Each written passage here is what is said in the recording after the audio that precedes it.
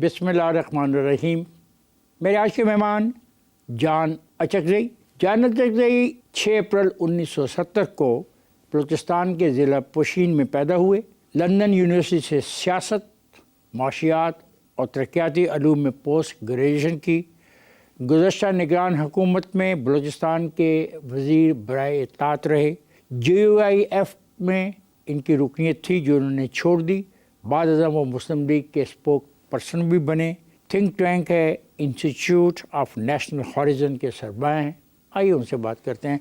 कैसे हैं जान साहब आप? जी बहुत शुक्रिया आपका, थैंक यू सर। जान साहब, बलूचिस्तान के असल मसाइल का इदराक करने के लिए आपसे हम बात कर रहे हैं। क्या ये हकीकत है कि बलूचिस्तान के हालात ख़राब करने में कई बैरूनी अनासर शामिल हैं? 7 जुलाई 2009 को जंग अखबार में ख़बर शाया हुई जिसके मुताबिक अफ़गानिस्तान में सफारत खाने के अलावा 9 कौंसल खाने हैं जो पाकिस्तान में दहशत गर्दी की मनसूबाबंदी करते हैं। आप भी उन लोगों में हैं जो ये इल्ज़ाम लगाते हैं। इन कौंसल खानों के नाम लेना पसंद करेंगे? और क्या ये कौंसल खाने जो हैं ये कुलभूषण की गिरफ़्तारी के बाद हमारे इल्म में आए? पहली बात तो ये कि ये उस वक्त की हम बात कर रहे हैं जब करज़ई गवर्नमेंट थी। वहाँ पे एक पूरा इंफ्रास्ट्रक्चर था सेफ़ हाउसेस का जो अफ़गानिस्तान के कंदहार में। फिर आप सेफ़ हाउसेस की बात कर रहे हैं या कौंसल खाने की बात कर रहे हैं? ऑफिशियली वो कौंसल खाने थे लेकिन वो सेफ़ हाउसेस थे।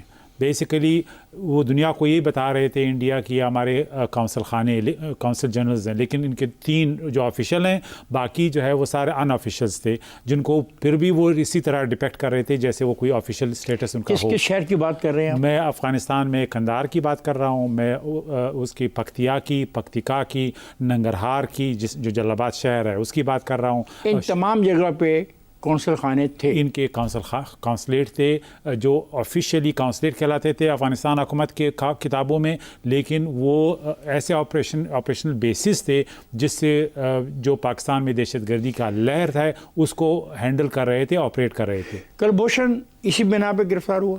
देखिए, कुलभूषण बेसिकली एक नेटवर्क है जो ईरान की सरजमीन से बलूचिस्तान और कराची तक एक फैला हुआ नेटवर्क को चला रहे थे और उनकी इंटेलिजेंस गैदरिंग के बाद एक बहुत ही जिसमें बॉर्डर्स भी क्रॉस हुए हैं उस इंटेलिजेंस गैदरिंग का हिस्सा थे, तो उनको गिरफ़्तार किया गया।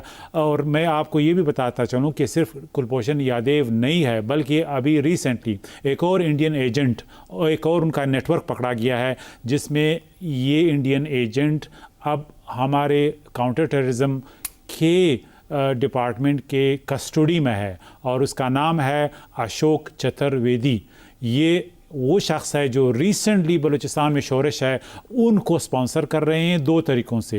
एक तो क्रिप्टो करेंसी के ज़रिए उन्हें पैसे दे रहे हैं। वहाँ पे बॉर्डर में उन्होंने ईरान के शहर में दुबई में कंपनी रजिस्टर करवाई थी जिसका नाम उन्होंने रखा था एक सिल्क रोड के नाम से कंपनी उन्होंने इस्टेब्लिश की। जो आपके पास सबूत हैं चीज़ों के? ये हमारे सिक्योरिटी इदारों के पास है और इसका ऐलान भी आपके सामने बहुत जल्द आ जाएगा। तमाम तफसीलात हमारे सामने। मतलब ये बताना पसंद करेंगे कि 24 नवंबर 2009 पीपल्स पार्टी का दौरे हुकूमत है। बलूचिस्तान लिबरेशन आर्मी के लिए आम माफ़ी का ऐलान किया जाता है और बलूचिस्तान के 3 जो रहनुमा हैं हरब्यार मरी, बरहमदार बुगटी और ताला मंगल के साथ मुज़ाकरात का ऐलान किया जाता है और उनके दरमियान क्या तय पाया, क्या उस पर अमल हुआ या नहीं हुआ?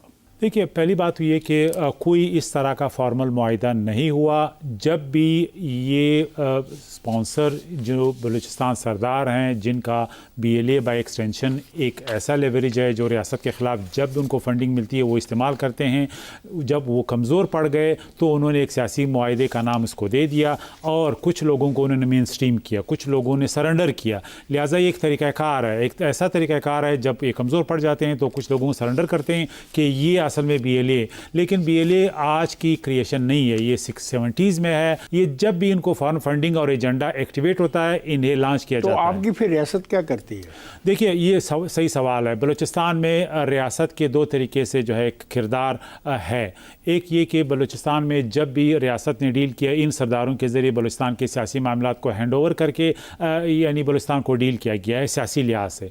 और दहशतगर्दी के हवाले से इन दहशतगर्दों को हर وقت جو ہے جب بھی انہوں نے سر اٹھایا ان کو نیوٹرلائز کیا کتنے گیا ہیں؟ تقریباً میرے خیال میں تو یہ 12 سے 1500 کے قریب اس وقت کی میں بات کر رہا ہوں جو 1200-1500 لوگوں نے پوری ریاست کو مجبور کر دیا ہے. کوئی مجبور نہیں کر سکتا. پاکستان ایک نیوکلیئر اسٹیٹ ہے, ان کی سینکچریز ہیں. نہیں, نیوکلیئر اسٹیٹ تو ہیں, تو کیا آپ ان کے لیے نیوکلیئر بم تو نہیں استعمال کر سکتے؟ میں کہہ رہا ہوں پاکستان کی فوج کی صلاحیت جو ہے وہ ایک نیوکلیئر اسٹیٹ ہے, پھر وہ بیٹل ہارڈنڈ ہے. اس سے بہت بڑا تھریٹ جو ہے وہ TTP کا ایک زمانے میں رہا تھا, وہ ہم نے ہینڈل کیا ہے. لہٰذا یہ لیکن سر وہ تو کیا آپ نے TTP کو ہینڈل اس خیبر پختونخوا کے علاقے میں. ہم یہاں دیکھ رہے ہیں کہ ایک رات وہ آئے اور انہوں نے 10 سڑکیں بند کر دی. دیکھیے یہ چند واقعات ہیں جو اگر آپ ابھی اپریل اور مارچ کے ڈیٹا کو کمپیئر کریں, 75% جو ہے ان کے جو اٹیکس ہیں وہ کم ہوئے ہیں, اور ہماری کیجولٹیز بھی 70% کم ہوئی ہیں. یہ 2 مہینوں کی پروگرس ہے. اس کا مطلب ہے جو ہماری کاؤنٹر ٹیررزم کی اسٹریٹجی ہے وہ ایڈجسٹ ہوئی ہے. لہٰذا یہ اسٹیٹ کے سامنے کھڑے نہیں ہو سکتے. سیویلین ٹارگٹ کو انہوں نے کیا ہے, سافٹ ٹارگٹ وہ کر سکتے ہیں, اور یہ اکراس ان کی جو سینکچریز ہے اس سے لانچ. اچھا وہ یہ بات بتائیں, ایک آپ نے کہا کہ ہم نے آپ سے سوال کیا, تو وہ سوال تھا 24 نومبر 2009 کے حوالے سے. اسی حوالے سے اگر میں آپ سے یہ بات کروں کہ یہ طے کیا گیا کہ نواب اکبر بگٹی کے قتل کی تحقیقات کے لیے کمیشن بنایا جائے گا, فوج کی فوری واپسی ہوگی, 5000 نئی ملازمتیں دی جائیں گی, اس کو حقوق بلوچستان کا نام دیا گیا. اس پہ عمل کیوں نہیں ہوا؟ دیکھیے ایک سیاسی 2 پارٹیوں کے درمیان ایک انڈرسٹینڈنگ تھی, جس کو لازمی بات ہے ریاست کی میرے خیال میں کوئی تائید حاصل نہیں تھی. من نواب اکبر بگٹی کے قتل کی تحقیقات کے لیے کمیشن بنانا برا فیصلہ تھا؟ میرے خیال میں سب سے برا فیصلہ تھا. کیوں؟ ایک شخص جو اسٹیٹ پہ حملہ آور ہو, جس نے دہشت گردی کی ہو, کیا دہشت گردی کی تھی؟ انہوں نے ہیلی کاپٹر کو گرانے کی کوشش کی, جو بچ گیا, جس میں پاکستان ریاست کا ایک پریزیڈنٹ اس میں سوار تھا. جو الزام آپ لگا رہے ہیں یہ کیا آن ریکارڈ ہے؟ یہ آن ریکارڈ ہے الزام کی حد تک؟ نہیں, الزام نہیں ہے. پاکستانی اسٹیٹ کے تمام ادارے گواہ ہیں. وہاں پہ جن لوگوں نے کیا یہ اس کا ماسٹر مائنڈ تھا, لہٰذا اس کے خلاف کارروائی ریاست کی پہلی ذمہ داری تھی. 18ویں ترمیم کے مطابق جو معدنی وسائل ہیں اب وہ وفاق کے اختیار میں تو نہیں.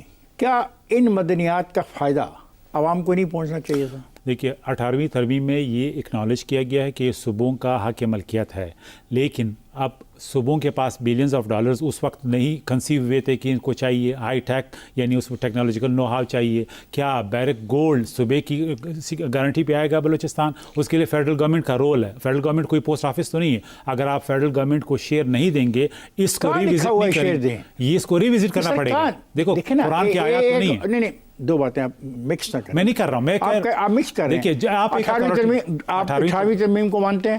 آرٹیکل میں جب تک یہ فیلڈ میں ہے میں مانتا ہوں اس کو. بس ٹھیک. سر 2012 میں امریکی کانگریس کے بل نمبر 104 میں کہا گیا بلوچستان کا علاقہ پاکستان, افغانستان اور ایران کے درمیان تقسیم ہو گیا ہے اور بلوچوں کو تشدد کر کے ماورائے عدالت قتل کیا جاتا ہے. کیا یہ بل آپ کے علم میں ہے؟ اور کیا قوم پرستوں کا موقف اسی بل کا تسلسل نہیں؟ یہ بل 112واں جو سیشن تھا اس میں پیش کیا گیا اور یہ 18 فروری 2012 کا واقعہ ہے. بل یہاں پہ لابنگ کی بنیاد پہ بل پاس ہوتے ہیں کانگریس میں. ایک تو میں آپ کو ایک جنرل بل پاس نہیں ہوا. میں ایک جنرل وہ بتاتا ہوں جو امریکن لابنگ سسٹم ہے. آپ تو خود امریکن انٹرسٹ کے لیے کام کرتے ہیں. اب یہ پاکستان کو آپ کو پتہ ہے کہ وہاں پہ لابیز ہیں مختلف, جو یہ انڈین لابیز ہیں, بالخصوص اسرائیلی لابیز ہیں جو پاکستان کے خلاف کام کرتے ہیں. سر ہم اسی بات اچھا ابھی آتے ہیں اس بات پہ کہ ماورائے عدالت. ہاں ٹھیک ہے. اب میں کیا کہنا چاہ رہا ہوں, میں یہ کہنا چاہ رہا ہوں کہ 2012 میں جو بات امریکی کانگریس میں کہی گئی وہی بات آج BLA اوپنلی کہتا ہے اور BLA کے حامی اوپنلی کہتے ہیں. تو آپ کیا سمجھتے ہیں کہ اس کے پیچھے امریکہ شامل ہے؟ دیکھیے میں سمجھتا ہوں امریکہ بالکل, اگر امریکہ کے وائٹل انٹرسٹ نہ ہو تو وہ انڈیا کو منع کرتے کہ بلوچستان کو ڈیسٹیبلائز نہ کریں, اور اس میں رول آؤٹ نہیں کرتا امریکن انوالومنٹ کو. 11 ستمبر 2015 کو آپ JUIF سے علیحدہ ہو جاتے ہیں. کیا اختلاف تھا آپ کا؟ مجھے احساس ہوا کہ اب مجھے کوئی نیشنل پلیٹ فارم کی ضرورت ہے جو قومی سیاست کو آگے بڑھائے. میری بہت اچھے تعلقات آج بھی ہیں مولانا صاحب کے ساتھ. لیکن آپ کہتے ہیں کہ آپ کے خلاف منفی کمپین کی انہوں نے. اس وقت ایک ایشو تھا، لازمی بات ہے آپ اختلاف ہوتے ہیں پارٹی کے رہنماؤں سے، لیکن جو ابھی آپ کا ایک سیاسی ویژن ہوتا ہے، آپسی کی بنیاد پہ آپ آئندہ کا لائے عمل طے کرتے ہیں، تو آپ نے ماضی کے بارے میں بھی آپ ایک رائے، آپ JUIF کو ایک نیشنل پلیٹ فارم کی جماعتیں سمجھتے دیکھیے ہیں؟ میرے حساب سے مین سٹریم جو پارٹیاں ہیں وہ 2 ہیں یا 3 پارٹیاں ہیں، تو JUI کا یہ سٹرگل رہا ہے کہ وہ 2 صوبوں تک محدود ہیں۔ 2015 میں اس وقت کے وزیر اعظم نواز شریف نے بلوچستان میں 3 منصوبوں کا اعلان کیا: مانگی ڈیم، بلوچستان ایگریکلچرل یونیورسٹی اور ایک فلائی اوور بنانے کا۔ کیا یہ منصوبے مکمل ہو گئے؟ جی یہ مکمل ہو۔ 19 جون 2017 آپ نے کہا کہ عمران خان تو لاڈلا ہے، آپ کے کیسے علم میں یہ بات آئی کہ وہ لاڈلا ہے؟ دیکھیے اس وقت کی اسٹیبلشمنٹ عمران خان کے پیچھے تھی، اس کو کیوں؟ میں سمجھتا ہوں کہ ان کا انٹینشن بڑا کلیئر تھا کہ شاید ماضی کی 2 سیاسی پارٹیوں سے سارے لوگ مایوس ہیں، تو ایک نیا سیاسی چہرے کو لانچ کرنا چاہیے اور ان کو سپورٹ کرنا چاہیے تاکہ آپ پاکستان خود بھی تو عمران خان کے حامی رہے نا کافی۔ میں رہا ہوں، ہمیں بھی یہ امید تھی، جس طرح عام پاکستانیوں کو، جس طرح اسٹیبلشمنٹ کے بہت اچھے بڑے چہروں کو یہ امید تھی کہ یہ پاکستان میں ایک نئی تبدیلی آئے گی اور پاکستان میں جو گورننس تبدیلی ہے۔ کی کیا نوعیت تھی آپ کے ذہن میں، کیا تھی؟ میرے خیال میں یہ تھا کہ یہ 2 فیملیز جو سیاست کو ڈومینیٹ کر رہی ہیں، یہ ان کا ویژن نہیں ہے، ان کی لیڈرشپ جو ہے حال کے جو چیلنجز ہیں ان کا ادراک نہیں کر رہی۔ چیلنجز کیا ہیں آپ کے نزدیک؟ میرے نظر میں پاکستان کی 70% یوتھ پاپولیشن جو ہے اس کے حوالے سے ان کا کوئی ویژن نہیں ہے۔ اس کو کیا چاہیے تھا؟ کیا 4.25 سال ایک پارٹی حکومت میں رہی؟ دیکھیے انہوں نے کچھ نہیں کیا۔ انہوں نے کیا کیا؟ انہوں نے کچھ نہیں کیا۔ انہوں نے ایک الیکشن سے پہلے ایک ویژن دیا، اس کو امپلیمنٹ نہیں کیا۔ انہوں نے صرف ان کو ایک پاپولسٹ نیریٹو دیا، اس کو ریڈیکلائز کیا، ان کو بڑے بڑے خواب دکھائے، لیکن عملی طور پہ یہ کچھ نہ کر سکے۔ دیکھیں کتنے سال سے وہ خیبر پختونخوا میں اقتدار میں؟ تقریباً کوئی 13 سال سے۔ کیا خیال ہے کہ جو آپ سوچتے ہو پازیٹیو نہیں، نوجوانوں کے لیے، بالکل کیا 14 سالوں میں پوری کی پوری نسل کا ایک حصہ نہیں ہوتا؟ 14 سال کسی انسان کی بالکل، زندگی اگر کا میں پورا کہوں حصہ کہ نہیں ہوتا؟ آج کی نالائق گورنمنٹ کی گورنمنٹ ہے، بدقسمتی سے وہی عمران خان جس کو ہم سب دیکھ رہے تھے کہ شاید وہ پاکستان کی جو سٹرکچرز ہیں، ریفارمز جس کی ضرورت ہے وہ لائیں گے، اور انہی عواموں سے کس چیلنجز اسٹیج کو۔ پر آپ کو یہ احساس ہوا کہ وہ لاڈلا ہے؟ یہ کوئی اسپیسیفک واقعہ ہوا؟ خیال میں یہ جب الیکشن کے بعد 2 سال 3 سال کے بعد مجھے احساس ہوا کہ ان کو یہ جو سیاست اور کا ڈائریکشن ہے وہ اس ملک کو ڈبونے جا رہا ہے۔ آپ منسٹر رہے ہیں، جی، آپ کے پاس ریسورسز بھی ہیں، آپ کو NFC وارڈ میں کتنا پیسہ ملتا ہے سالانہ؟ ہمیں تقریباً 7% ملتا ہے ابھی اس نہیں، مجھے اماؤنٹ میں بتائیں، لوگوں کو 7%۔ اس سال کا بجٹ تقریباً 1000 ارب روپے۔ 1000۔ اب 1000 ارب روپیہ ملتا ہو اور آپ نوجوانوں کو جو آپ کی خواہش تھی اس کے مطابق تعلیم نہ دے سکے تو کس کی غلطی ہے؟ یہ گورنمنٹس کی غلطی ہے، بیوروکریسی کی غلطی ہے، سیاستدانوں کی غلطی ہے۔ وہ گورنمنٹ وہاں پہ کس کی ہے؟ اس وقت تو سرفراز بگٹی لیڈ کر رہے ہیں، 2 نہیں، سیاسی وہاں پہ پارٹیوں۔ مقامیوں کی گورنمنٹ ہے، وہیں کے رہنے والوں کی گورنمنٹ ہے، کہیں کسی اور صوبے کی تو وہاں پہ گورنمنٹ ہی ہے نا۔ نہیں، تو وہ پھر کیوں نہیں اپنے ہی نوجوانوں کے لیے بہتری کے لیے کچھ کر سکے اتنا زیادہ پیسہ ہونے کے باوجود؟ ویژن نہیں، کرپشن ہے، مس مینجمنٹ ہے، مس گورننس ہے۔ یہ کریٹیکل ایشوز ہیں جو گورنمنٹ پچھلے 20 سال سے سفر کر رہی ہے بلوچستان کی۔ جب میں نگران حکومت میں تھا، نالائکی سے تقریباً 95 ارب سرنڈر ہوئے، استعمال نہیں ہوئے۔ اب اس کا جب ہم کہتے ہیں کہ 95 ارب سرنڈر ہوئے، اس کا مطلب وہ کسی پروجیکٹ پہ لگائے جانے تھے، نہیں لگائے گئے، تو سر یہ کس کی غلطی ہے؟ یہ بلوچستان گورنمنٹ کی، چیف ایگزیکٹو پولیٹیکل لیڈرشپ سے لے کے بیوروکریٹک ڈسفنکشن تک، یہ مین۔ اور اس دوران وہاں پہ PTI کے دوست بھی حکمرانی میں رہے؟ سب تھے۔ آج پیپلز پارٹی اور PMLN ہے، PTI وہاں پہ اقتدار میں رہی نا، رہی ہے بالکل، جس سے آپ متاثر ہوئے اور آپ نے ان کے ساتھ شمولیت اختیار کی۔ ان کے دور میں اس پیسے کو کیسے استعمال کیا گیا؟ دیکھیے ہر دور میں ہر سیاسی پارٹی انکلوڈنگ PTI انہوں نے مس مینجمنٹ کیا، کرپشن کا ایک بازار گرم ہے، اور یہ بدقسمتی سے آج بھی میں سمجھتا ہوں کہ اس پہ قابو نہیں پایا گیا، اور ہمارا قومی رویہ یہ بھی ہے کہ ہم دل میں بھی کرپشن کو برا نہیں کہتے ہیں۔ کیا یہ حقیقت ہے کہ جو وہاں کا بلوچستان کا ترقیاتی جو فنڈ ہے 60% جو ذاتی استعمال میں چلا جاتا ہے؟ میں تو سمجھتا ہوں کہ یہ 70% سے بھی زیادہ جیبوں میں جاتا ہے. اس میں سب سے زیادہ وزیر، پھر اس کے بعد بیوروکریٹ، پھر اس کے بعد ایکسین، پھر وہ ٹھیکیدار. پھر کیسے ٹھیک ہو گئے؟ لہٰذا مسئلہ یہی ہے کہ بلوچستان میں جب تک اسٹرکچرل ریفارمز نہیں آئیں گے، آپ اربوں ڈالر دیں. ایک سیکنڈ، اب آپ پہلے بات کر رہے تھے آپ نوجوانوں کو طاقتور بنانے کی، اب آپ اسٹرکچر ریفارم پہ تو نوجوانوں مجھے کو بتائیں کہ اسٹرکچر سے آپ ریفارم کر کے آپ ان کو میں اسی پہ گورنمنٹ کی صلاحیت کی بات ہو رہی اسی ہے. پہ آ رہا ہوں نا. آپ نوجوانوں کے لیے کیا اسٹرکچرل ریفارم ذہن میں رکھتے ہیں؟ دیکھیے، جو اسٹرکچرل ریفارم گورنمنٹ کی اس وقت نہیں ہے، گورنمنٹ کی صلاحیت نہیں ہے کہ آپ اربوں ڈالر دیں، آپ کہیں کہ اسپیسیفک ایجنڈا یہ کہ بلوچستان کے اتنے جوانوں کو آپ اسکل بلڈنگ میں یعنی پرووائڈ کریں اپرچونٹی، آپ ان کو ایجوکیشن میں دیں.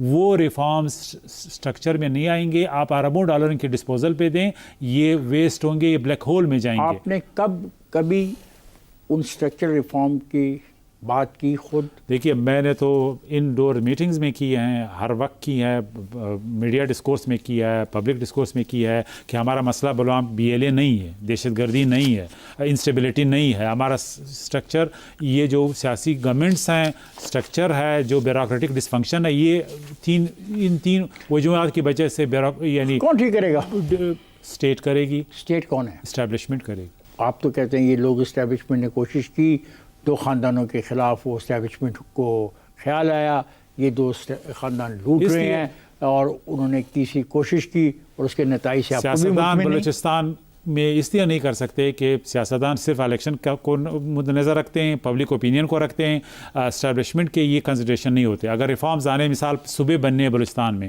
یہ اسٹیبلشمنٹ کر سکتی ہے. اگر بیوروکریسی کو لگام دینا ہے، یہ اسٹیبلشمنٹ کر سکتی ہے. اور صوبے بنانا چاہتے ہیں؟ میں بالکل اور صوبے بنانا چاہتا ہوں، صرف بلوچستان میں؟ باقی صوبوں میں بھی، لیکن بلوچستان 50% پاکستان کا حصہ ہے. ایک صوبہ بنا تھا 50 صوبہ سال. بننے سے کیا فائدہ ہوگا؟ ایڈمنسٹریٹو بنیادوں پہ وہاں پہ مختلف لوگوں کو نمائندگی ملے گی اسمبلی میں، ان کی ریئل لیڈرشپ سامنے آئے گی، بجائے یہ چاند یہ خاندان. موجودہ لیڈرشپ ہے، یہ بلوچستان کے نمائندے نہیں ہیں، نہیں بلوچستان عوام کے نمائندے نہیں ہیں. ووٹ کون دیتا ہے ان کو؟ ووٹ تو وہاں پہ ایک فراڈ ہے. آپ کے پاس 2000 گارڈ ہے، آپ کے پاس پیسہ ہے، آپ الیکشن ٹھپوں سے جیت جاتے ہیں. میں اور آپ عام آدمی ان کے سامنے کھڑا نہیں ہو سکتا. تو یہ جمہوریت نہیں، فراڈ ہے. اس کو آپ ووٹ نہ دیں. اس فراڈ میں آپ بھی شامل تھے؟ میں تو اس حوالے سے میں الیکشن نہیں جیت سکتا کیونکہ میرے پاس پیسہ نہیں ہے، میرے پاس 2000 گارڈ نہیں ہے، میرے پاس وہ نیٹ ورک اور مافیا نہیں ہے جو الیکشن جتوانے میں آپ کی ہیلپ کرتے ہیں. لہٰذا میں تو اس سسٹم کا حصہ بن ہی نہیں سکتا. اس کا مطلب ہے کہ جو سارے کے سارے وہاں پہ لیڈرشپ ہے وہ اقتدار کی بھوکی ہے.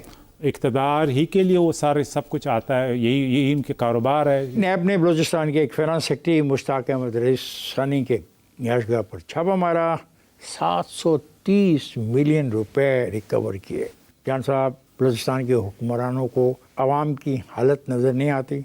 کیا یہ حکمران احتساب کے لیے تیار ہیں کہ ان کے پاس یہ پیسہ کہاں سے آیا؟ یہ بالکل حقیقت ہے، اور یہ آج بھی حقیقت ہے. آج بھی سب سے زیادہ ڈپارٹمنٹس ہیں جس میں کرپشن ہے، وہ میں مطلب نام لے سکتا ہوں، لیکن بدقسمتی سے یہ سلسلہ رکا نہیں. جان صاحب، میں بریک پہ جا رہا ہوں، بریک سے واپس آئیں گے تو گفتگو کے سلسلے کو جاری رکھیں گے.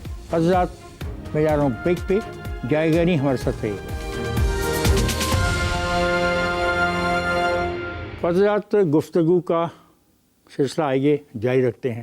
آپ جمہوریت کو ایک ڈھکوسلا سمجھتے ہیں؟ بالکل سمجھتا ہوں.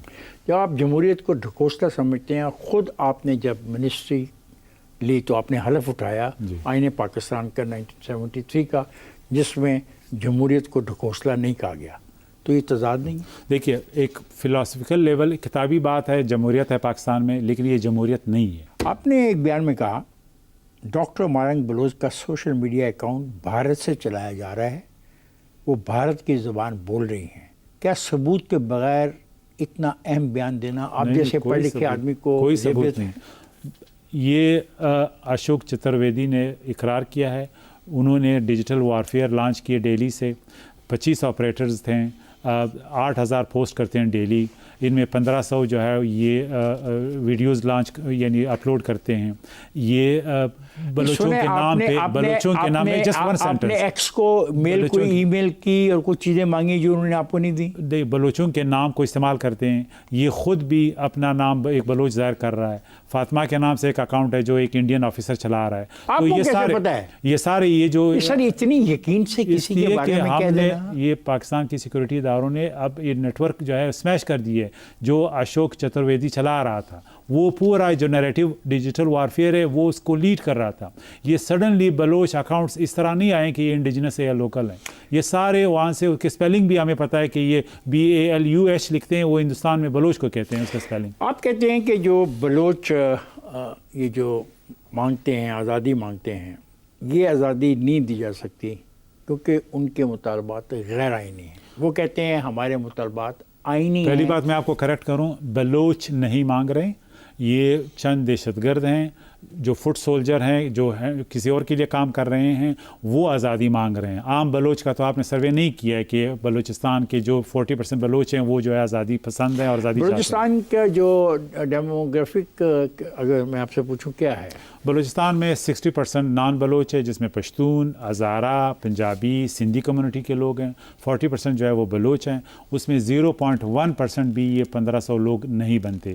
چند خاندان ہیں، 1 درجن کے قریب جو سردار ہیں، جو چوتھی نسل ہے ان کا، جو پاکستان کی ریاست کے وسائل کھا رہے ہیں. سردار تو اس میں شامل نہیں، سردار تو مارنگ کے ساتھ تو شامل نہیں. وہ سپورٹ کر رہے ہیں، وہ ان کو دعائیں دے رہے ہیں، ان کو بلیس کر رہے ہیں کہ یہ جوان آزادی کے لیے لڑ رہے ہیں. وہ اسی کو سسٹم کا حصہ ہے. ایک نے کوشش کی ابھی پچھلے دنوں، وہ انہوں نے ہڑتال کی اور بیٹھے، پھر وہ چلے گئے اٹھ کے. نہیں، یہ ان کا اپنا بھائی جو ہے وہ ایک ملیٹنٹ لیڈر رہا ہے. یہ جو بالاچ کسی کا بھائی اگر ملیٹنٹ لیڈر رہا ہے تو اس کو قابو کرنا کس کی ذمہ داری ہے؟ اب یہ پھر ایک اور ڈیبیٹ شروع ہو جائے گی.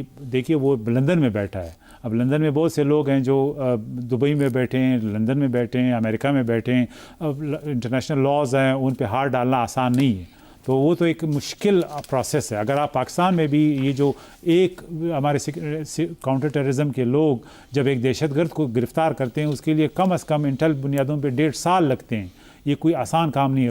بیانڈ بارڈرز جاتے ہیں، پیرافریز جاتے ہیں. تو یہ ایک انتہائی پین اسٹیکنگ کام ہے. تو کیا آپ یہ مارنگ بلوچ کو جو اس کی جو جدوجہد ہے اس کو سمجھتے ہو کامیابی کے؟ وہ جدوجہد نہیں ہے، وہ بغاوت میں ہیلپ کر رہی ہے، اس میں انوالو ہے. یہ سیریس ایلیگیشن ہے کسی بھی اسٹیٹ کے لیے. یہ دہشت گردی اور پیسفل ایکٹیویزم میں ہمیں فرق کرنا چاہیے. آپ نے ایک ٹویٹ کی جس میں امریکہ کو افغانستان میں عسکریت پسندوں کے ٹھکانوں کو نشانہ بنانے کے لیے فضائی اڈے دینے کی پیشکش کی تجویز دی گئی. تاہم چند گھنٹے کے بعد آپ نے یہ اپنی ٹویٹ ڈیلیٹ کر دی. کیا وہ ڈیلیٹ آپ نے کسی دباؤ کے تحت کی؟ نہیں، دیکھیے میری ایک رائے تھی اس وقت. میں نے کہا کہ اگر افغانستان کے ساتھ تعلقات ہمارے اتنے خراب ہو گئے اور وہ کنٹینیوسلی ٹیررزم کا بیس بن گیا، تو ہمیں کاؤنٹر ٹیررزم ایفرٹ کے طور پہ ہمیں دیکھنا چاہیے کہ ہم امریکہ کے ساتھ کیا کولیبریشن کرتے ہیں. یہ ٹویٹ ہے، Khan terrorist attack has crossed all national security red lines of Pakistan. یہ ذرا پڑھ لیجیے گا. دس از یور ٹویٹ اور am I right or not? یہ جو ٹویٹ ہے آپ نے جو بعد میں ڈیلیٹ کی، یہ ٹویٹ آپ نے کی اور پھر ڈیلیٹ کیوں کیا آپ نے؟ دیکھیے پہلی بات تو یہ کہ پاکستان کے افغانستان کے ساتھ مختلف، آپ پڑھ لیجیے، بڑی امپورٹنٹ پوائنٹس ہیں جو آپ نے. Demarche of Taliban will not be enough. Think through the following. We must consider reprisal attacks in Afghanistan, special targeted operations, air strikes in Afghanistan, border closures with Afghanistan, return of all Afghan refugees, anti-TTP political opposition gathering in Islamabad, last of US drone bases to target AIK یعنی القاعدہ and other militant sanctuaries in Afghanistan. اچھا، تو آپ یقین کرتے ہیں کہ افغانستان کے ان لوگوں کو واپس بھیج دینا چاہیے جو بلا وجہ یہاں؟ بالکل، میں تو سمجھتا ہوں کہ ان کو یعنی کل کے ڈیٹ میں بھیج دینا چاہیے تھا. کیا آپ اس بات پہ یقین رکھتے ہیں کہ پیچھا کرتے ہوئے اگر ہمیں اپنی فوج استعمال کرنی پڑتی ہے، ہمیں اپنی ایئر فورس استعمال کرنی پڑتی ہے، تو جو لوگ بھی ہمارے بارڈر کو وائلیٹ کرتے ہیں ان کے خاطر یہ استعمال کی جائے؟ پاکستان ایک ساورن ملک کی حیثیت سے رائٹ رکھتا ہے کہ اگر اس کی ٹیریٹری پہ حملہ ہوتا ہے ہمسایہ ملک سے پاکستان وہ آپریشن کر سکتا ہے. آفیشیل حملہ تو نہیں کرتے نا، انڈیویجولز آتے ہیں. دیکھیے یہ سارے سسٹمیٹیکلی کراس کرتے ہیں تشکیل کی شکلوں میں پاکستان کے بارڈر کو. یہ رات کو آتے ہیں، یہ شام کو آتے ہیں، یہ 12 سے 25 لوگ ہوتے ہیں اور یہ سسٹمیٹک طریقے سے بھیجا جاتا ہے. تو یہ تو ایک نیشنل سیکورٹی تھریٹ ہے، اس کے خلاف جو بھی آپ ٹیکٹکس استعمال کریں گے وہ لیجٹمیٹ ہے. مطلب آپ آج بھی اپنی اس ٹویٹ میں جو نکات ہیں اس پہ یقین رکھتے ہیں؟ میں یقین رکھتا ہوں کہ القاعدہ کے خلاف، ٹیررسٹ کے خلاف افغانستان میں جو سینکچریز ہیں، اگر ہمیں کاؤنٹر ٹیررزم کے حوالے سے کوئی تعاون چاہیے کسی بھی ملک سے ہمیں لینا چاہیے. اتنی اچھی باتیں آپ کر رہے تھے، ڈیلیٹ کیوں کر دی؟ دیکھیے میرے خیال میں اس وقت ایک ڈپلومیٹک ایفرٹ کی کوشش لانچ کی گئی. کیا ڈپلومیٹک ایفرٹ تھی؟ انہوں نے پاکستان کے فارن آفس نے طالبان کو انگیج کرنے کی کوشش کی کہ معاملات کو ٹھنڈا کیا جائے. انگیج ہو گئے وہ ہو گئے اس وقت. اب معاملات ٹھیک ہو گئے ہیں؟ ابھی تو خیر اگر آج کی ہم بات کر رہے ہیں ابھی بھی انگیجمنٹ مختلف لیول پہ جاری ہے، تو میں نہیں چاہتا کہ اس انگیجمنٹ کو کوئی نقصان پہنچے، اسٹیٹ کے مفادات کو کوئی نقصان پہنچے. لیکن پاکستانی کی حیثیت سے میری ایک رائے ہے جو آج بھی ہے. آپ کے بقول بلوچستان میں سالانہ 60 ارب روپے کے ایرانی تیل کا غیر قانونی کاروبار ہوتا ہے. ایرانی تیل فی لیٹر اگر 300 میں بکتا ہے تو اس میں 180 روپے مافیا کو جاتے ہیں جو کوئی ٹیکس ادا نہیں کرتا. آپ ریاست کی بے بسی پہ ماتم کر رہے ہیں. اسمگلنگ ایک ریئلٹی ہے، رہی ہے. ریاست نے کبھی بھی سنجیدہ اس کے خلاف کارروائی نہیں کی ہے، ماں سوا جو پچھلی نگران حکومت سے یہ کارروائی شروع کی گئی اور ابھی الحمدللہ کافی حد تک جو اوورال اسمگلنگ ہے اس پہ قابو پا لیا گیا ہے. کیا زیرو ہو گیا؟ نہیں. آج بھی ایک سم لیول پہ گرے اکانومی ایگزسٹ کر رہی ہے کیونکہ اس میں مختلف مافیاز ہیں، اس میں لوکل ایڈمنسٹریشن کا ہاتھ ہے، اس میں اکراس دا بارڈر جو اسمگلرز ہیں، نیٹ ورکس ہیں، ان کا ہاتھ ہے.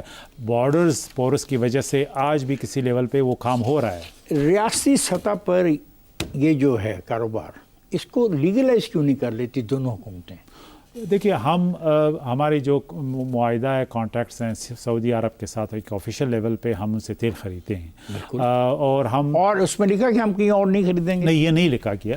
لیکن وہ چونکہ ہمارے ان کے ساتھ اسپیشل لنکس ہیں، تعلقات ہیں، ہمارے تقریباً 15 سے 20 ارب ڈالر وہاں پہ اور ریمیٹنسز ہم سے آتے ہیں. ٹھیک ہے سر. تو ہمارا ایک مارکیٹ ہے جو سعودی تیل ہمیں پرووائڈ کرتے ہیں. جان صاحب میں جا رہا ہوں بریک پر، اور بریک سے واپس آتے ہیں تو گفتگو کے سلسلے کو جاری رکھیں گے. خواتین حضرات ہم جا رہے ہیں بریک پر، جائے گا نہیں، ہمارے ساتھ رہے. ویلکم بیک خواتین حضرات.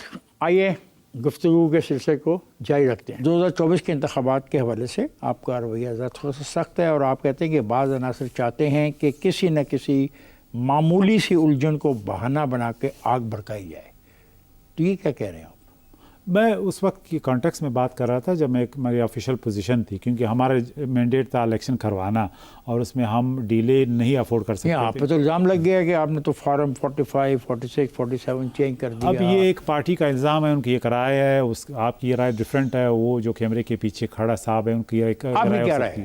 میری رائے کہ ہم نے یعنی جتنا فیزیبل تھا ہم نے کوشش کی کہ الیکشن کروائیں فری اینڈ فیئر. لیکن پاکستان میں کبھی بھی آسانی سے فری اینڈ فیئر نہیں ہوتے جب تک باقی فیکٹرز کو آپ نے نہیں. 1958 میں فیروز خان نے سلطان آف عمان سے خریدا اور یہ بلوچ کمپرس کہتے ہیں سی پیک کے مخالفت میں کہ ہم تو گوادر میں کسی کو آنے نہیں دیں گے.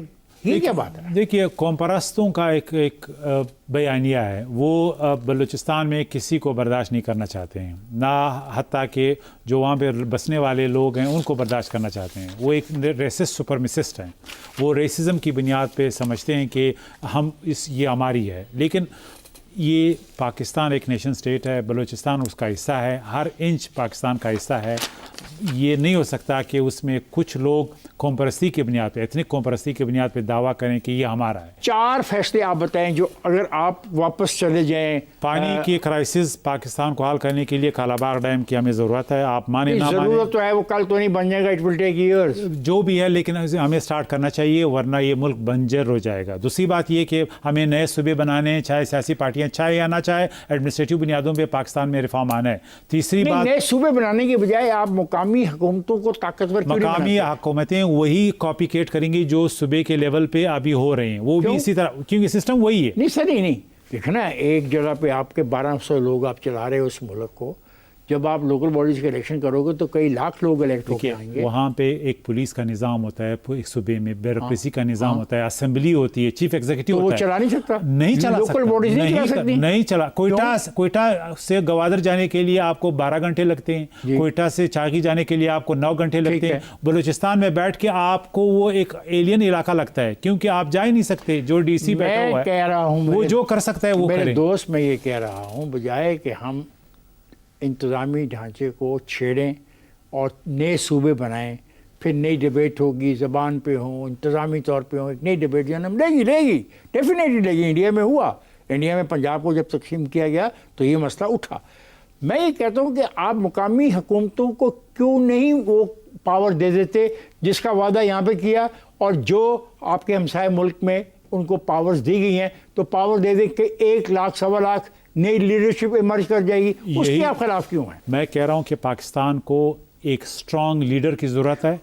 One individual, he will die and the matter will be finished. نہیں دیکھیے, Pakistan, south Asia, central Asia, GCC countries, even China, یہاں پہ جو بھی ترقی ہوگی اسٹرانگ لیڈرشپ کے نیچے ہوگی. جو آپ کا پارلیمانی نظام ہے. When we talk about strong leadership, you did your level best by asking someone to come forward. اس کو 3.25 سال آپ نے وفاق میں رکھا, 14 سال سے اس کی پارٹی ایک صوبے میں ہے. نہیں کہ وہ تو اسی پارلیمنٹ کے ذریعہ ہے. دیکھیں پاکستان میں پارلیمنٹ کیسے آئے گا؟ مطلب آپ پارلیمنٹ میں بھی بلیو نہیں کرتے. نہیں کیا کرتا. میں کہتا ہوں پاکستان کے پارلیمانی, میں سب چاہتا ہوں کہ ایک پریزیڈنشل سسٹم کی طرح کوئی ماڈل ہم وہ کریں, کارو آؤٹ کریں, جس میں ایک اسٹرانگ پریزیڈنٹ ہو. یہ ایک آپشن ہے. پریزیڈنشل فارم آف سسٹم اس ملک میں آیا نہیں. دیکھیے, ماضی میں اس کو آپ پریزیڈنشل کہیں, لیکن وہ ماضی میں پریزیڈنشل نہیں تھا. ایک ریفارم سسٹم جو اس ڈکوسلا پارلیمنٹ اور اسمبلیوں کی جگہ ایک اسٹرانگ ٹیکنیکل لوگوں کو لائیں, کیبنٹ بنائیں, اور ایک مضبوط شخصیت ہو, تاکہ ہم مضبوط شخصیت کہاں سے آئے گی؟ آپ کو خواب آئے گا اور اس کو آپ اناؤنس کر دیں گے. میری رائے یہ ہے کہ پاکستان میں جو موجودہ نظام ہے وہ چند اشخاص ہمیں آفر کرتے ہیں, یہ براڈ بیس نہیں ہے.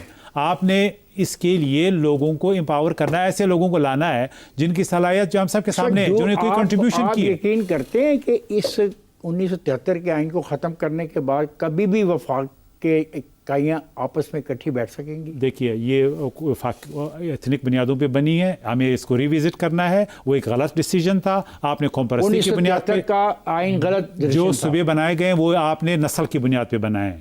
نسل اگر آپ کا یہ ہے تو یہ صوبے بنے, وہ ایک غلط ایڈمنسٹریٹو ڈیسیجن. صوبے کیسے بنائے جائیں؟ صوبے ایڈمنسٹریٹو بنیادوں پہ, گورننس کے ماڈل پہ بننے چاہیے. کہ مجھے بتائیں کیسا, آپ کیسا پاکستان چاہتے ہیں؟ میں ایسا پاکستان چاہتا ہوں جس میں صوبے ایتھنک بنیادوں پہ نہ ہو. نہیں, پہلے اس کی صدر کو دیکھیں نا, اس کا سربراہ کون ہوگا. دیکھیے, صدر جو بھی ہو سکتا ہے, اس میں مطلب میری رائے میٹر نہیں کرتی. کیوں نہیں میٹر کرتی؟ نہیں کرتی نا. اچھا, اب میں آپ کو ماڈل کی بات کر رہا ہوں. صوبے 4 ہیں, ایک صوبے سے ہم ایک سربراہ لے لیتے ہیں, بی اور سی اور ڈی نہیں مانتے. پھر کہ اگر ہم نے کوئی سسٹم بنانا ہے تو ہم نے اس نظام کو, آپ نے آفر کیا دیے؟ پارلیمانی نظام دیے. جب آپ دوسرا نظام دیں گے تو اس میں بھی لوگ آئیں گے, کنٹیسٹ کریں گے. تو آپ دوسرا نظام میں کہتا ہوں آپ لوکل باڈی میں جائیں, آپ مانتے نہیں. دیکھیے, لوکل باڈیز تو وہی صوبہ ایکسٹینشن ہے, جو وہی لوگ ہیں جو ڈومینیٹ کر رہے ہیں, وہی سردار, وہی جاگیردار, لوکل کا میئر آئے گا, اس کا جو ہے وہی ان فیوچر لوگ آئیں گے. سیریسلی ہمیں اس نظام کی کوتاہیوں کو سامنے رکھنا ہے, ہم نے ڈیبیٹ کرنا ہے. یہ سسٹم پاکستان کے مسائل کو مجھے بتا نہیں سکے کوئی. آپ آئین کے بھی خلاف ہیں, آپ جمہوریت کو بھی نہیں مانتے, آپ سسٹم کو بھی نہیں مانتے, تو ابھی تک آپ مجھے اس کی خرابی نہیں. اچھا, آپ یہ بھی نہیں مجھے بتا سکے کہ یہ جو پیسہ دیا جاتا ہے NFC ایوارڈ کا, یہ عوام تک کیسے پہنچایا جائے. اس پہ بھی بات نہیں آپ کرنے کو تیار. اس کے لیے میں تو یہی کہہ رہا ہوں کہ ہمیں ریفارمز کی ضرورت ہے. کیا ریفارمز؟ ہمیں یہ ہے کہ اس وقت جو ریسورسز ایک صوبے میں ایک وزیر اعلیٰ کے پاس جاتے ہیں, اگر ہم ایڈمنسٹریٹو بنیادوں پہ اور صوبے بنائیں گے تو یہ تقسیم ہو جائیں گے, 5 صوبوں میں جائیں گے, بجائے ایک صوبے کے پاس. $1,000 ارب روپے اگر آپ بلوچستان میں 5 صوبوں کو دیں گے تو ایک صوبہ تو کمپیٹ کرے گا, دوسرے پرفارم کریں گے. 5 سرداروں کو دینا چاہتے ہیں اس لیے نہیں 5 سردار کہ اس میں پھر اگر آپ اس موجودہ نظام کو رکھنا چاہتے ہیں, اس میں اور اسمبلی آئیں گی اور لوگ امپاور ہوں گے, مڈل کلاس کے لوگ آئیں گے, ایک چانس بن سکتا ہے. ابھی تو آپ نے مونوپلی دے دی ہے چانس سرداروں کو, الیکٹیبلز کو. لوکل باڈیز کے علاوہ اس لیکن فیڈریشن کو لوکل چلانے کے باڈیز لیے تو اور انہی کو- لوگوں کے آئیں گے. ورڈ میں لوکل باڈیز کون بنائے گا؟ سردار اختر مہنگا کا بھائی آئے گا, بچہ ہے اس کا بیٹا ایک آئے دفعہ گا. وہ ہے اچھا تو ڈیرا بگٹی میں وہ پھر لوکل اور- تو آپ نکالنا چاہتے ہیں ان کو, آپ ان لوگوں کو پاکستان سے نکالنا چاہتے دیکھیے ہیں. میں اس سسٹم سے ان کی گرفت کو ختم کرنا چاہتا ہوں. آپ تو ابھی تک تو نہیں کر پائے. ابھی 4 دفعہ تو ریفارمز نہیں 4 ہوئے. دفعہ آئین کو پس پش ڈالنے کے باوجود ایسا اس نہیں کا ہوا. مطلب ہے کہ ہم ایفرٹس ختم کریں, کوئی ریفارمز نہیں اس کا ہونے والا, مطلب ایک دفعہ پھر کوشش کریں. کیونکہ ماضی میں کسی نے نہیں کیا. مطلب اس آخری کویشچن سر, سوال یہ ہے کہ جو فنڈامنٹل رائٹس کی بات ہوتی ہے, مسنگ پرسن کی بات ہوتی ہے, لوگ کنونس ہیں کہ اگر کوئی لوگ ایسے ہیں جو ریاست کے خلاف ہیں تو ان کو گرفتار کر کے آئین کے مطابق مجسٹریٹ کے آگے یا جو بھی متعلقہ اتھارٹی کو پیش کرنا چاہیے. کیا آپ اسے توقع کرتے ہیں؟ نہیں, دیکھیے ہماری جوڈیشری کی صلاحیت نہیں ہے کہ ایک آفیسر جو 1.5 سال میں ایک ٹیررسٹ کو اریسٹ کرتا ہے, اکراس بارڈرز کے لیے جاتا ہے, اس کی ویڈیو ایویڈنس نہیں مانتا کورٹ, اس کی آڈیو ایویڈنس نہیں مانتا, پھر وہ واپس آ کے چھٹ کے کمیونٹی میں پھر جو ہے وہ دہشت گردی کرتا ہے. اگر اس سے آپ نے ایک منظم بغاوت جس فارن اسپانسرڈ ہے ختم کرنا ہے تو آپ کو اپنے سیکورٹی اداروں کو فیلڈ ایگزیکیوشن کی اجازت دینی پڑے گی. تھینک یو ویری مچ سر, آپ کا بہت بہت شکریہ. بہت شکریہ. آپ تشریف لائے اور آپ نے پروگرام میں شرکت کی. Thank you for